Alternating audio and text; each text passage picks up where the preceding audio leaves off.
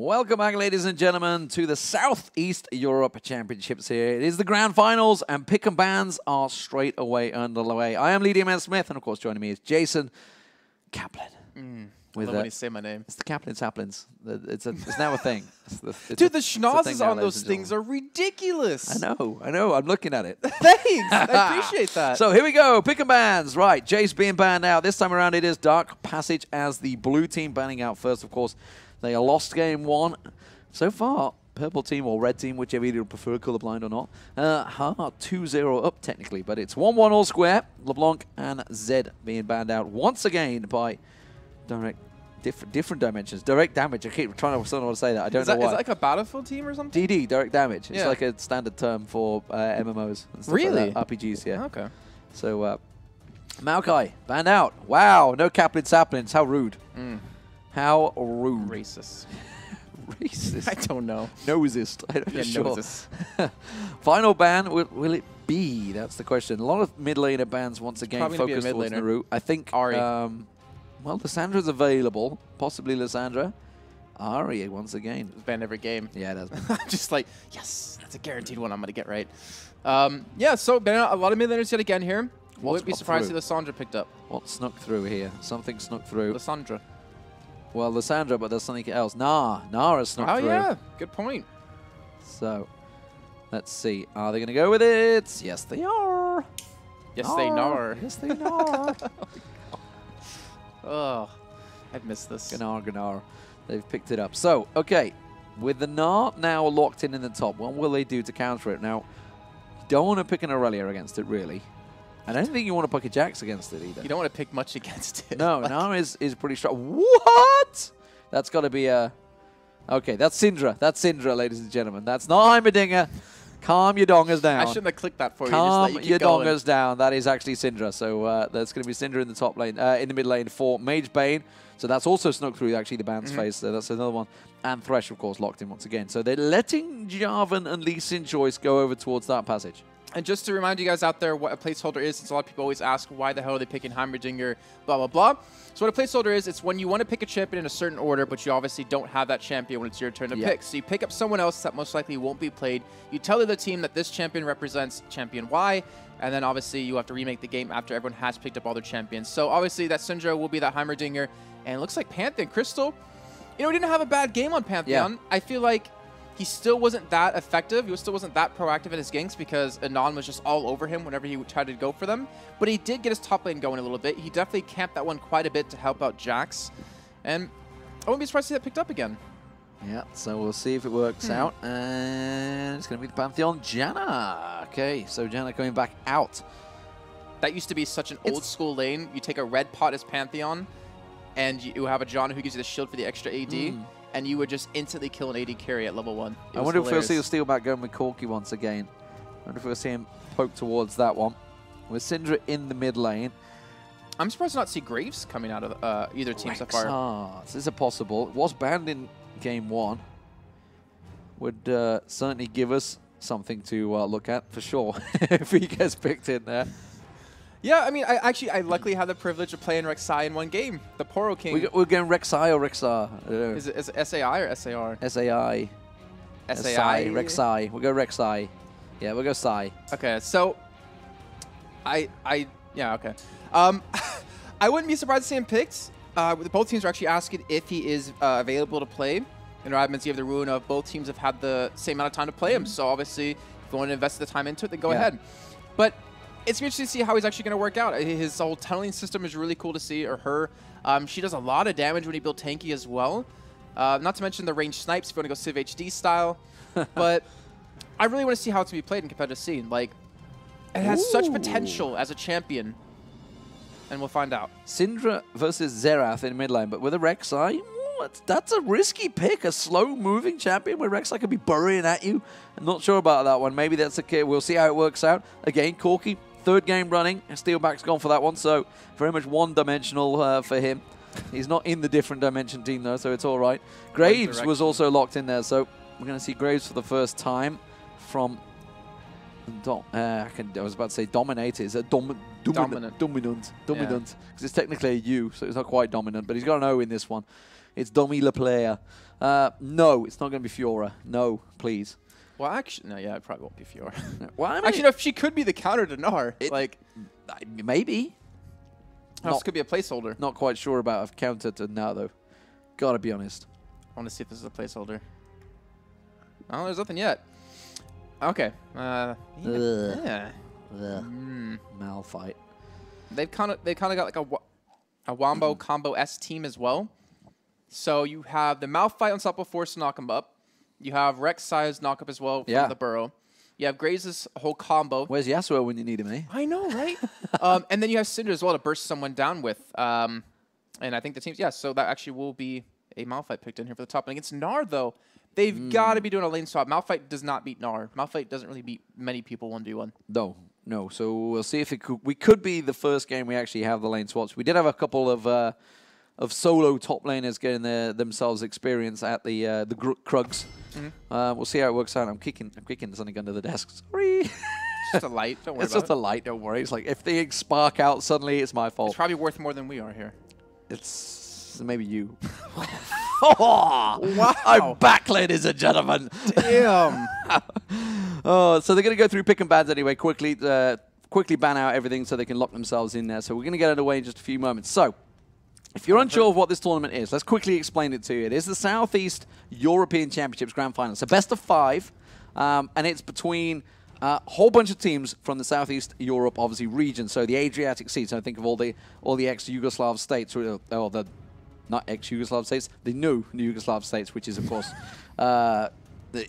what else is in there? Come on, you're not helping me. You get paid more than me. That's because you know this. Oh, well, okay. Slovakia, obviously, in Bosnia-Herzegovina, etc. Also Hungary, Bulgaria, Romania, Moldova, Turkey, Greece, of course, because that's who's in the final right now, as well as Cyprus. So basically, just think of all the sunny countries down in Southeast Europe that you would like to go on holiday in the summer. I certainly would. I haven't been for a long time. And they aren't obviously competing in esports. They're all getting a lot bigger, as we've seen throughout launches. Obviously, the Greek launch was huge for League of Legends. The Turkish scene is massive, like filling 10,000 stadiums regularly every grand finals they have. It is a gigantic scene over there. And obviously, we need to try and draw some attention to it. That's what it is, drawing them up and building, nurturing. I mean, when was the last time you heard of a top Bulgarian team or Hungarian team? Like, when did they get the chance? That's the problem. So, obviously, they need to be competing themselves because, let's face it, if you're going to have a Hungarian or Bulgarian team competing with a Scandinavian team on a Scandinavian server, you're not going to get much chance because your ping differential is going to be pretty enormous. It's not such a big deal in League of Legends, but this covers multiple games. So you've got the likes of StarCraft in there. I think it's going to be a multi-game tournament across a bunch of games that ESL obviously runs. So it's a good tournament to help bring up and nurture those regions. So, I like how you bring up ping difference. Like, because in the U.S. where I come from, you can tell I'm an FPS player. To play East Coast from where I lived in West Coast, you had to play on like 100 ping. Yeah. Well, I mean, yeah. It's like welcome to Europe probably a few years ago. It's like, I remember the days of Counter-Strike 1.6. You'd be like, yeah, okay, we got a team. Oh, Christ, they're German. Oh, God. Really? Yeah, because you just get such packet loss. It used to be back then. Obviously, infrastructure's increased massively across the years, but back then it was a case, it's a lot better than it used to be, trust me. Trust me, it was hideous. You'd be like ISDN links and all sorts of packet loss. You'd be like, I can't even hit them, nothing's registering. But thankfully, that's not so much of a problem these days. So Italian teams as well, but it's the same, by the way. Or you'd get a Scandinavian team that have like 2 ping, just like, well, I know Screw exactly you guys. What you wanted to say. Screw you guys. Yeah, is pretty much what he'd say. When you're sat there with like as a British player and probably like a crappy 56k broadband modem, I'll go back that far, ladies and gentlemen. So is that why there's never been any good British esports teams? Well, there's that, and we just like to drink beer a lot. It's like so you become gaming's casters. not really cool casters, in the UK. then. We do, well, yeah. So we're like, yeah, we're actually crap at games, so we'll talk about them. And actually, we get away with it because we've got a decent accent. I'm in an office of 6 other people who are British. Yeah, you are. I'm the only American. Yeah, Kyle Harris, Apollo, myself, Pansy, Joe Miller, Machine. and Alex Machine now. Yeah, literally, you are the only American. And Red Eye. And Red Eye when he's available, when he's here. So, geez, wow, 7 English and 1 American. We had another American here once. We did. We It did. didn't last long. No, we didn't. It didn't last long, so we're not going to go back to that subject. Anyway, so if you have just tuned in, ladies and gentlemen, you're just wondering why myself, D-Man, is casting and Jason Kaplan alongside me, or as we are now knowing him as the Kaplan Sapling, is... You know, Skyne's going to have a field day with that. Like, he's watching. I want to see Skyen making a little Kaplan Sapling now. Just like little feet, running along, scuttling along with his gigantic nose. Can you say little feet, though? Like, I mean... Well, no, you obviously, but the sapling itself, it true. needs to be little feet. That's so true. we'll see how it goes. But it's good to be back. It's good to be back casting, especially after our Christmas party last night. We're actually surprisingly lively. Thank you very much to our energy drink sponsors because it keeps us going. No, wow, really? You're just going to hold the can up on 3. That's not very subtle. Not very subtle, ladies and gentlemen. Oh, what? Oh, no, I was just thirsty. Was it a tasty, thirsty beverage? It was quite thirst-quenching, yes. I see you buzzing in this game. So Jason's running the camera. If it suddenly starts twitching around, gets shaky, you know what it is. He's got a little bit of energy overdrive. Let's give you a quick rundown as we get into the game anyway, just to show you. Dark Passage actually beat, I can't even read my own writing. It's Domino something, wasn't it? They beat Domino Reaction Team Druids. I can't actually read my own writing. That's pretty bad. That's how bad I wrote it earlier on. I was in a bad way earlier on. Let's put it that way. And then Different Dimensions actually beat Team Bulgaria, and then, of course, Reported and Deported. Which is a great name, by the way. Reported and Deported. It's better than Unicorns of Love. No, Unicorns of Love is a fantastic I hate that name. Fantastic name, fantastic badge, fantastic everything. Like guys with personalities. It's a refreshing breeze for the European scene, trust me. So game's getting underway, ladies and gentlemen. If you just joined us, it is 1-1 currently, 1 apiece. Greece versus Turkey, Dark Passage versus Different Dimensions. We'll see how this one works out as we get to game 3. What do we think? What are our predictions from this one? Because this is... I feel like it all is on the back of a non-psycho here on the Rex side. Like, I feel like if he doesn't play well, it's over because you're just out of man. Obviously, it's like a very new champion. You haven't had that much time to play it yet. So to bring it out in a game like this is really ballsy out of him. But I want to see how it works out. In terms of compositions alone, though, the Corki Zerath Pokes can be difficult. The Gnar as well is a difficult thing you have to worry about since it's been banned every single game and we're finally seeing it get slipped through. I still don't understand the Malphite pick. Like, it's again, Lady Warrior seems to only play these tanky champions. So my theory behind it is that Gnar's going to be like, bang, bang, bang, bang, throw dude Mega Gnar and like try and chuck them all together, while the rest of the team are poking off at the side, while he wants to smack them, interrupt them, take them out of that, so they can't basically, when Gnar's doing his thing, they can deal with Gnar, and Malphite goes over and tanks the rest. It's my theory. We'll see if it works. It's not a solid one. It's better than anything I had. It's just a theory. Let's get into the game, ladies and gentlemen, as Game 3 gets underway. Dark Passage this time starting out as the blue team with Gnar, Pantheon, Zerath, Corki, and Janna up against Different Dimensions that are playing Malphite, Rek'Sai, Syndra, Graves, and Thresh. And this is going to be interesting to see, how Rek'Sai performs. Of course, he's not available for the Intel Extreme Masters. Generally, with Riot, it is a 4-week rule for per champion when it's been released, because obviously they want to make sure there's no random balance issues, random bug issues. Yeah, 2 weeks per patch. But we're on live. This is available. This is great. So we're going to get really our first glimpse at how a pro team will handle this. So a non-psycho is going to be that guinea pig. The thing is, like Rek'Sai. Woe be it, the rest of the world watching you right now. A non-psycho. No pressure. So no pressure at all playing this one. Thing is, like, the kit he has is so crazy. Like, the fact that you can burrow. Okay, obviously, you can sustain in jungle really easily. When you build up your Fury meter and you burrow, you heal over time, and it takes your Fury away. But the whole tunneling system, you can get in some ridiculous positions. And not to mention, like you mentioned before in the last game, like you put a pink ward down here, it never gets spotted. If you put a burrow down here, you can pop your ultimate from base, get straight to it, and get right behind him. And they never check those kind of bushes. So it's really... I think it can be a very high skill cap champion, but I want to see how it's going to work out here in this kind of setting. And with it only being out for, what, under a week? It's safe to say, like, teams will not be expecting it just yet. They've obviously played it. Chances are actually in solo queue, it's probably banned quite a lot right now. We saw it banned in the very first game here, and then everyone forgot about it. And they went, oh, Christ, we're suddenly coming through. So, buddy system coming out for Different Dimensions here. We are going to see Lady Warrior just helping out more than following on his jungler. I apologize for all the time I'm going to spend on him as well. I just want to make sure to see. Well, we want to see what he's leveling up. This is something everyone wants to see. So he's obviously gone for the Q as the level 1 and then the W as level 2, which so will he's got go the through burrow the... with his W. Yep. So you can burrow, unburrow with it. Obviously, you saw the knock. The Q, when your burrow does like a Nidalee Spear kind of thing, that does AoE damage. So he took the burrow, obviously, level 2, because he wants to be able to heal up when he goes under.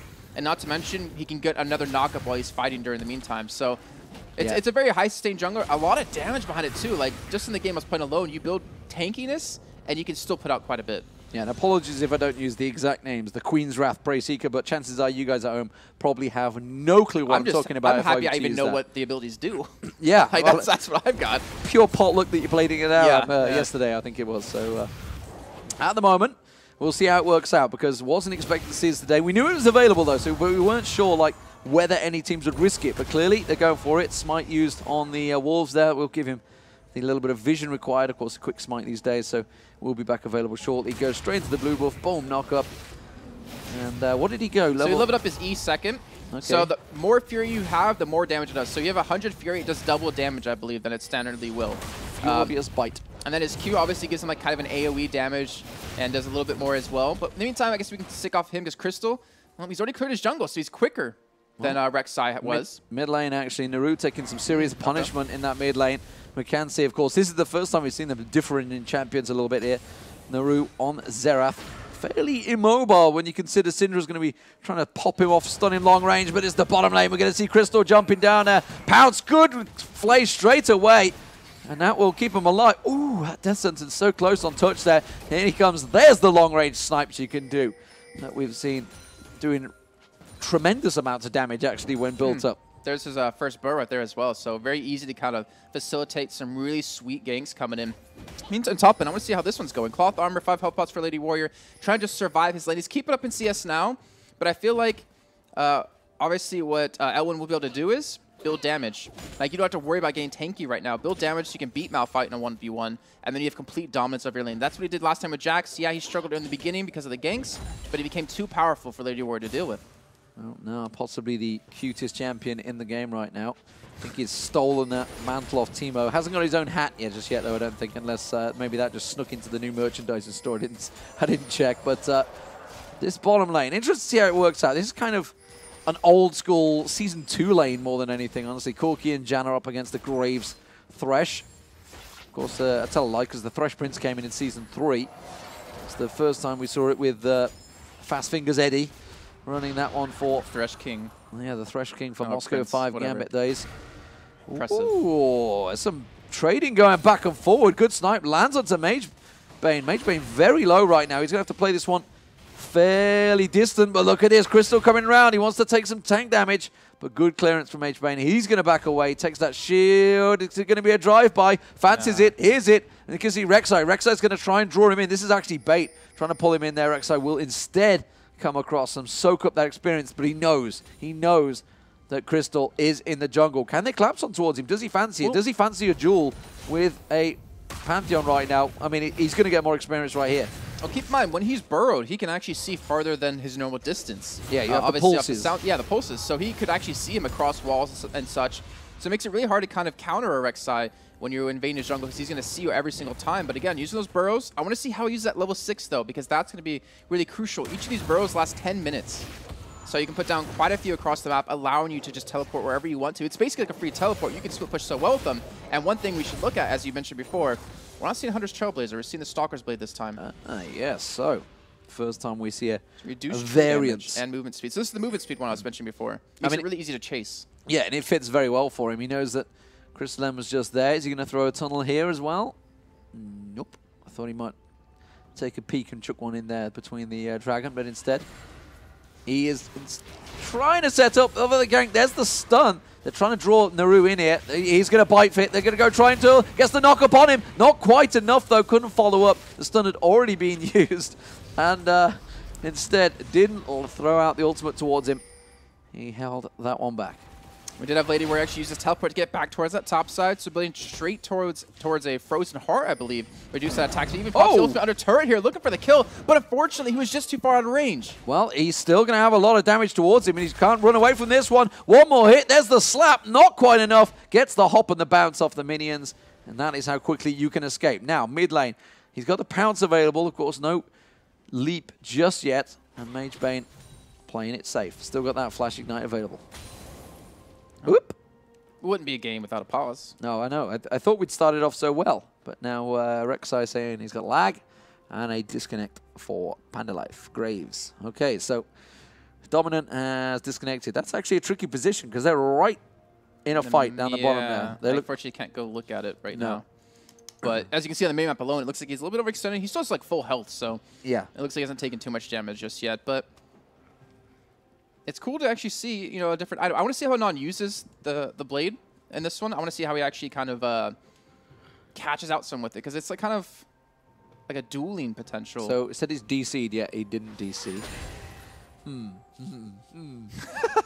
I see how you're playing this one. This is an unfavorable position for us. Lag, guys, lag. Yes, no. Anyway, let's carry on. We just okay, go. We're giving the benefit of the doubt on that one. So, Rek'Sai, let's keep an eye on him. How's he skilling up? He's gone for the Q. He's maxing out the Q, which is the... Tell you the snipe. name. The Queen's Wrath Prey Seeker. With Prey Seeker's the snipe when you burrowed like that. That's the Prey Seeker right there. And Queen's Wrath when he comes up and gets the big claw swipe. Yeah, and the AoE damage. So that's kind of one thing that explains why he's not going the Hunter's Trailblazer, because he has a lot of AoE in the jungle, so he doesn't need the extra, you know, clear speed. And helps him do a little bit more, does some true damage as well behind that. So kind of makes sense that he's going for that route. But I want to see his ganks now. He's level 6. He can obviously travel to his burrows, to his holes. But he doesn't really have anything placed just yet to make it worthwhile. I don't think he's fancying it either. Doesn't need it. I mean, we haven't had too many ganks on the bottom lane throughout the entire series. So there's no reason to go looking for them down there, which he is kind of having a peek. What was that? Oh, he just replaced the tunnel there. So I guess he's just giving a little tri-bush coverage. Didn't know maybe where Pantheon was because they've not got any vision on him for a while, so just double-checking it, possibly. He could also put one like down back here, obviously off to the side, give you a little bit of the ability to get around the map. But again, I don't know. I feel like his ultimate doesn't really make it easy for him to gank. It just makes it easy for him to split push. I think him as like a solo laner would be really interesting to see. Maybe that top lane built Bruiser-ish. I tell you what, he's actually struggling right now against this Malphite. There's the passive being popped. Now he's turning around. Mega Gnar comes out. And that will absolutely force Malphite back. But look at it. He's just gone full tank. Look at that. Armor all the way. That's the thing. So Gnar probably going to be living up his W. So he can get, or actually living his Boomerang for Harass. But the downside for Lady Warrior is he can't really afford to build a Chalice. So he's always going to struggle with mana. So as long as he has mana, he can go head-to-head against Gnar pretty well. But immediately once he runs out, Gnar gets full control of it. Especially if Gnar gets a little bit of life steal, it's going to be almost impossible for Lady Warrior to beat him in this one, even though we saw a really close 1v1 earlier on. Meanwhile, Syndra in this mid lane up against Xerath Naru versus Mage Bane. It's been a pretty impressive duel between the two so far. Haven't had any action yet. This is actually the longest time since the First Blood has appeared. We're 10 minutes into this game already. Welcome back to EU West. Yeah, welcome back. Except we're not on the EU West, unfortunately. It's Nordic East, which normally used to have a lot of kills. But looks like Rek'Sai in the hands of Psycho is going to take a peek at this bottom lane and see if he can burrow in and get some knock-up on either of these champions. He doesn't have flash up just yet. He committed that earlier on when he went for that gank on mid lane. As you can see, them just sitting really far back, not really in a hurry to go for anything, though they have Pantheon now level 6. He could go for the man drop bottom. Rek'Sai already waiting, and they're going for it.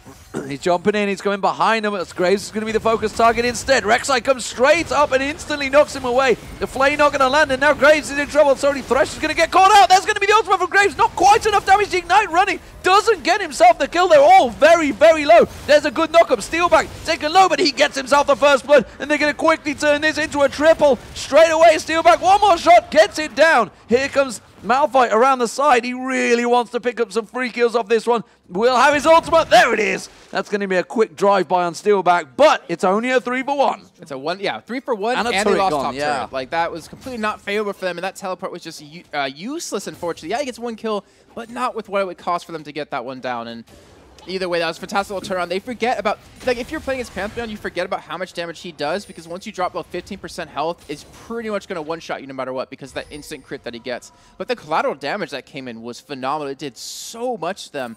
But the Janna Monsoon, it just heals you up too much. Yeah, he was so dear. It is going to be a... that minion block.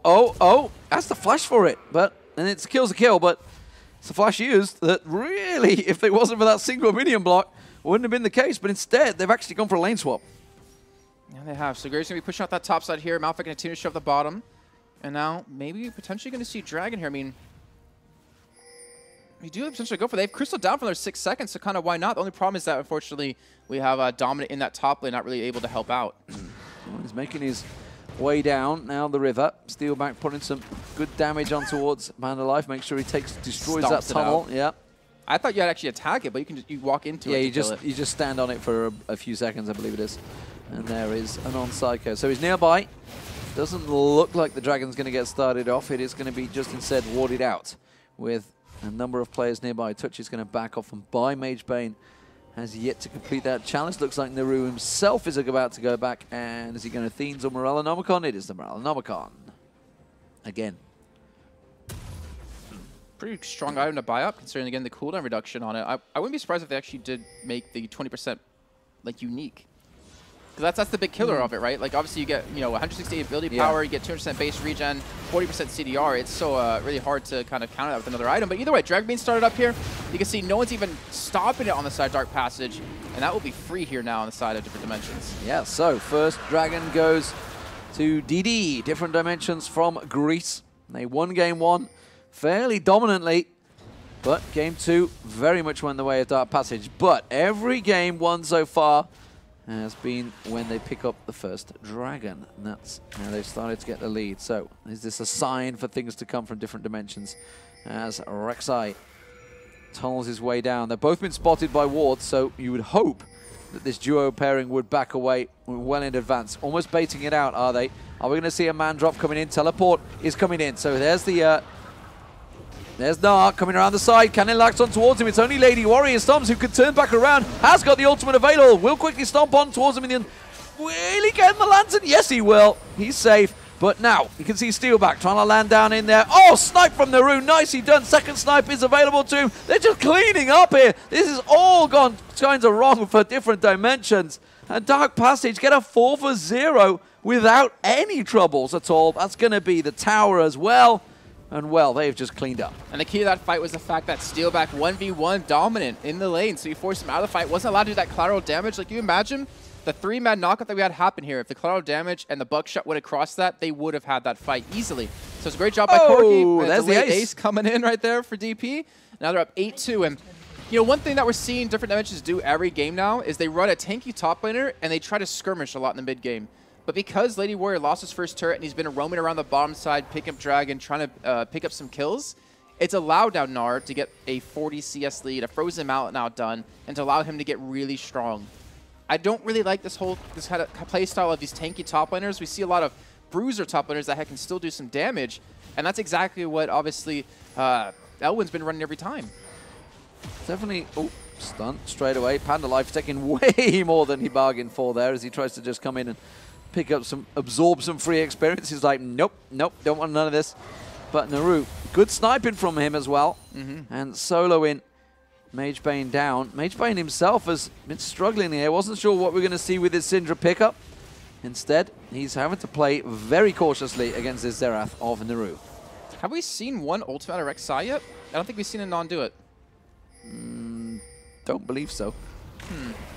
Oh, isn't it stunned up here? He's getting very low. Crystal could actually stun him up off to the side. Going to go for him. He's having to get the hell away. He's going to get sniped out. Xerath, one more hit. Is it going to be enough? He's going to wait for it. Doesn't quite get it because he got interrupted by Syndra, who himself turns it around. Crystal taken low by the Ignite. Not quite enough to take him down. And quickly, the counter comes in. Steelback on there. There's going to be Nar picking up one kill. The tower will fall as well. It's another objective that can be gained along with another kill. So look at this. Again, they're trying to go for these mid-fight skirmishes for Different Dimensions, but where's Graves? He's bottom lane pushing. He's not helping out with these fights. And this is just making it easier and easier here for DP to just constantly win the fights left and right. And it's... honestly, it's just all downhill here for DD. Like, this, they completely messed up, I think, the picks and bans. The Rex side not really working out like we wanted to see. Chase him all the way. Yeah, Nar's going to come up. Mega Nar comes in. There's the slun. There's the slowdown. There's the Xerath poke. They're not going to follow. They don't actually have vision. Instead, we're going to see them going in towards Naru. Flashed out. Will get sniped from range, but Anon, well, he tried a little gambit pulling out this Rek'Sai, who, as of yet, has been fairly ineffective.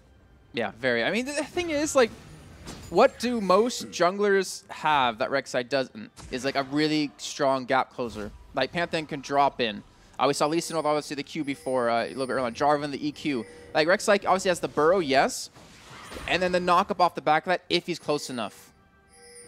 but you can't depend on that knockup to really facilitate anything. He has a Syndra for some stuns, so you had potential in the mid and top lane to gank. But because the top lane got pushed out of the laning phase too quickly, because mid lane has been a little bit too difficult for him, he hasn't been able to facilitate any ganks. Not working out for him. I would love to see it again in a solo lane, though, maybe top lane. But clearly the jungle right now, it's not working out. Well, normally you'd have to pair it with some sort of crowd control, and they actually have it. Oh, Xerath. Oh, wow. You just knocked him out of that one, but doesn't matter. Steelback will They have the crowd control. Like, you're definitely right. The yeah. problem is that they didn't have the time to execute it because the laning phase, I think, ended way too quickly. Well, Xerath gets himself another blue buff stolen away this time around. Touch going to make sure that goes down. 5-1-2 for Steelback once again on Corki, having a fantastic game. 8 assists as well for Touch alongside him. 2k gold picked on him, and that was going to force him to go back. Did he just buy? He got himself the BF sword, yeah, along with the Source Boots and the Triforce. He is way ahead right now on Graves. And let's look at actually what Anon's been able to build up. So he went for the Warrior Enchant. So as a Stalker's Blade, the slow, nice, helps out. But he's not that tanky. Like 63 armor, 66 mag resist, and 1300 health. Like, he's just another squishy target to be killed over and over again. I'm really feeling for him because, you know, Lady Warrior, he's a tanky monster, 109 armor, 113 magic resist, but once he goes in, if you don't have the backup from Graves, then it won't really mean too much. Like, they need Syndra there as well. Like, they still have a potential for these team fights, but they have to execute them so damn well to make it work. And he's not going to be able to snipe off there, which is what he was hoping to do, get a little poke on towards Janna. They're coming in for the fight again. They shouldn't be in this position. Lady Warrior taking damage. They are going to go in towards him. Can they get the damage down? No, they're already bullied out of this one, and they may actually get sniped out. You can see Nah really wanted to get that boomerang down. Wasn't enough, but they have just forced away from this second dragon spawn, which will be up in just a few moments. They can't compete this one. There's nothing they can do about it. I mean, they forced the tankiest man on the other team to back off. They almost killed him if it wasn't for the sake of that lantern. That's all because TP, though.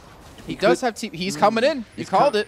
He's gone for the fountain. TP's back. Backup, though. Dragon started in, but he could try and snipe it away. Doesn't even get close to taking it down. That was a quick and easy pickup. Now, Dark Passage. I tell you what, they could just collapse on towards him. Nah, perfectly timed. Comes back on towards him. Panda Life taking damage on the side there. Crystal forcing him around the wide. Steelback picks himself up another kill on Magebane. The snipe from Xerath. Is he going to get countered? That's a good pickup. They do manage to take down Crystal, but instead, and Anon Psycho having to run away from this one. Naru, he's looking for more. He may be able to get it. You can see Dominant just try and dodge out of the damage there. Lady Warrior hasn't got the damage to deal with the magic resist. He has got that Negatron, but it's just not enough. Na's going to keep on chasing here. I'm not sure Dominant can jump away from this one. Oh, tries to catch him around the side. They will take down Panda Life. Don't quite get the snipe on Dominant. He will get himself free.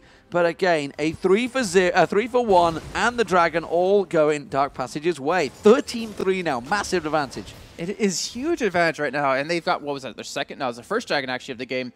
But again, think about the whole combo that Different Dimensions has. It's a wombo combo, and you take out one person from that whole combo, and it completely falls apart. Like, the Malphite Ultimate needs to be paired in with Syndra, needs to be paired in with Rek'Sai, needs to be paired in with Graves. Still needs to be careful there. But they're not using their combo correctly. And that's allowing DP just to kite them over and over again. Yeah, Crystal did go down, but he got Panda so low that he forced him out of the fight almost right away. And then you had Naru just constantly attacking with the Frozen Mallet, just dancing in the fight. You had Naru who has ridiculous range on Xerath, and you have Steel just constantly rocketing them. They have it hard engaged, but they're not able to use it correctly. So Dark Passage in full control now. 8,000 gold advantage. And Magebane not having much luck with this Syndra build. Panda Life and Touch going head to head. And Magebane going to get slowed off this one. Has to use the stun on towards Nah. It's just been a persistent pain. At 2-0-3 now, untouched so far. Crystal having another fantastic game on Pantheon. Has really, he's not been massively effective, but he's there when it counts. And he's been able to facilitate ganks way better than Anon has. And John almost get bursted from that one. Monster can be popped. And Graves almost going down. Unfortunately, the ultimates won't be enough to finish him off, but the rocket getting him again so low on health, and that's going to be their main damage dealer too. Like, he's had the relatively the easiest time compared to his mid laner in lane, as he's sitting at 1-2-1. Yeah, but Steelback is so strong right now. 7-1-3. Infinity Edge almost completed already. We're at the 21.5-minute mark, and he's got Triforce and almost Infinity Edge. He's almost a full item ahead, full Trinity Force ahead. Yeah, it's a big differential. And look, you can see Magebane. They can't get close to this one. There's rockets doing so much damage on towards him. The top lane. Lady Warrior ineffectual in this game. Nah, just dominating it. We wondered with the pick and bans, you know, they had all that focus on Naru, who has pulled out yet another champion, is doing great on it. He is down in CS, but it doesn't matter when you're 2-0-3 against the 0-3-0 Mage Bane, who just hasn't been present in any team fights. He could be down like 50 CS as long as he's not getting engaged on by Lady Warrior, that he's doing his job. And look at that, Gray's getting caught out. Oh, not quite taken down. Gray's, though, all those hit points he's got, having to fully be used to keep him alive. So, Steelback and Co. all pushing back again onto this turret. I don't think they're going to defend it. Minion wave comes in, and that will be a first inner turret of the game going down in the bot lane. Oh, he tries to go aggressive, but he didn't even have the burst to take it down. Now he may be in trouble as he gets pulled away by the Lantern of Panda Life. Lady Warrior's seeing again, just not really having the damage. Holy moly. What was that? Oh, that was Rek'Sai ultimate. Oh my God. Okay. I was like, I thought, why are you breathing into your mic so heavy? But he's going in looking for Gnar. I'm not a mouth breather like that bad, but thanks for suggesting it. It's just a massive inhale. I thought you were just like... that's the secret of how I gain my oxygen. You're gaining your oxygen now before you lose it later. Oh, dear me. All right, so now we know what the ultimate sounds like. Good to know. It's good to know that it's really annoying and loud. I'd say it was annoying. It's pretty annoying. It's pretty annoying. Oh, they're going for something here. They've given up. Instead, they're going to try and chase around that. Touch is in trouble. Naru has to flash away. They really want to lock him down. Look at that. Good slow on towards Rek'Sai. Rek'Sai dodges around the side. Can he get on touch? Can they get themselves a second kill in this push? I don't think they can. They can't even catch up with him. And instead, they're going to turn it back around. Steelback. Hooks on one. And that's not really a hook you want, Panda Life, because now Gnar comes in. Wow, just decimated him where he stood. And that was a quick 2-1 turnaround once again for Dark Passage. Different dimensions are just constantly getting caught out here. I mean, I'm surprised they haven't surrendered at this point here. And Lady Warrior, the tankiest man again on the team, will pop an ultimate in there. But what is there to back up? The exhaust perfectly timed onto Graves, and he will drop to that one as well. And that's, what, 4 kills now? 4 for 1 now, yeah. They tried to turn something around, but it is backfiring horribly. That's going to be the inner mid turret going down now. A 9-1-5 Steelback having a fantastic performance in this match. And I think we should give a big bonus credit to that Gnar as well. And a 0-0-15, Janna. 0-0-15. You couldn't get much better than that for your support. Well, you could get 0-0-17, but it's a bit tricky when there's one-on-ones going on. Yeah. But either way, you're spot on. As a fantastic game, Mikhail's Crucible as well to heal up and also obviously get out his Corki from a stun if it does happen onto him. Frostgreen's claim picked up for slowing in for Kaidim. Brandon's Omen now done for Gnar as well. I mean, we're seeing exactly why Gnar's been banned in every game so far here away from DP. And honestly, Owen's been having a fantastic game on it so far. Yeah, giant tanky menace now. That's all he is. And absolutely we'll see banned once again the second time around. Yeah, and Lady Warrior, not too effective in this one. Has picked up those 2 kills, but that was really only cleanup kills when he managed to get that ultimate down. I feel like he needs a different champion pool. Like, for me, he feels like Wicked back in what was it, CLG EU times. Like, he only played a few champions, and he didn't like to expand upon his pool that much. Kind of still does. I didn't say it. But you can't just play tanky top lane champions. You need to be like Soas, who plays anything top lane.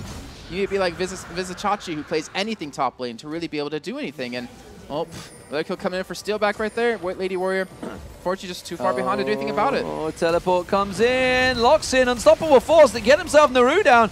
You can see Touch is very low as well. This could turn into a good fight for different dimensions, but they have to focus on Steelback. Oh, they popped the ultimate, but it wasn't quite enough to take him down. Towards him, he flashes out. He's still low, but he's not down. And now he's putting the damage down from range. And just like that, Dark Passage, they focus back in. While someone's focused out, they pull in, and another player picks up the kills. This time around, it's Crystal. Can he get a triple? Will he be giving it? I'm not too sure. Doesn't matter. Yes, he's going to take it. Nope.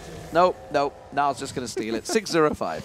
And that was an ace. 5 for 1 there coming in. Now you have Steel at 10 wood. And I mentioned the Mikhail's Crucible earlier on and how pivotal it could be for this game. You saw exactly why right there. He had so much damage done to him, but the Mikhail's kept him healthy enough that he didn't get bursted down, allowed him to flash over the wall and escape the malfight, and obviously not go down the fight. So, yeah, CS is tied between him and the AD carry of the opponent. Look at the gold difference. Yeah, it's 4,000. It's a big difference. And that's yeah. That's a full item right there. Well, we'll see. I think Different Dimensions definitely need to think of a different approach for the next game, because this one has not worked out. They've kind of been sussed out as the Draven ward goes down.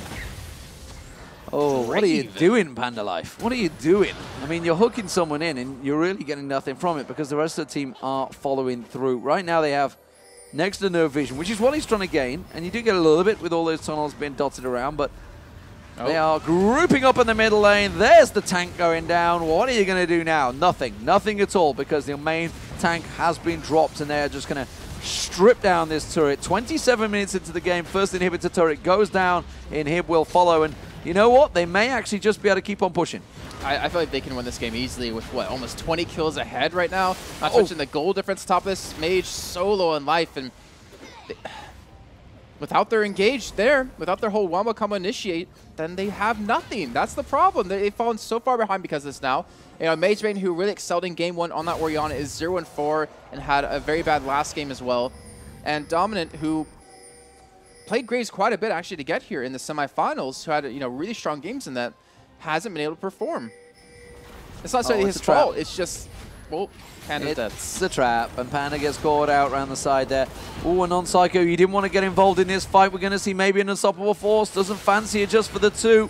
And we're going to see the bounce away instead. Unstoppable Force still being held onto. But while that's happening, around the side, we do see the mid lane Mage Bane getting picked off. Lady Warrior now stripped off that health. That is going to be the 13th kill of the game, being picked up by Steelback. There's the Pantheon. Crystal picking up himself a kill. Dominant's going to run away to the tower, but they double flash on towards him. There's the surrender. And Dark Passage go 2-1 up after it was 1-0 loss at the start. And what a dominant performance, though, this time around. 27-5. At no point throughout this entire game did Dark Passage look like they were going to lose that. 13-1-9 for that bottom lane of Steelback. We were talking about in game 1 and game 2 how there wasn't really much going on between them. But this time around, he had the help of Crystal M. Wasn't really sure about the Rek'Sai, got to be honest, from a non-psycho. Kind of ineffectual. And I think himself probably hasn't had enough practice because his team didn't even know when he was going to gank. I don't think he knew when he was going to gank some of the times. But again, I think it comes back to the whole combo that Different Dimensions is running. The whole tanky top laner, depending on your mid lane, your AD carry to be the only damage doers for your team. Every single time DP has ran with a DPS hybrid tank top laner, and they've been able to, well, he hasn't really lost his lane that bad. They need to switch something up. You can't depend on this Wamba combo to win the game. And also the whole mid-game roaming. You know, you were saying before that everything seems to be switching to like a mid-game oriented kind of composition. Well, we started there. DP, they got a strong mid-game, and they completely just walked over them. 27-5 was the final scoreline, and Janna finished off at 0-0-24. Assisted in 24 out of the 27 kills. Well, fantastic stuff. Dark Passage looking solid in game 3 here.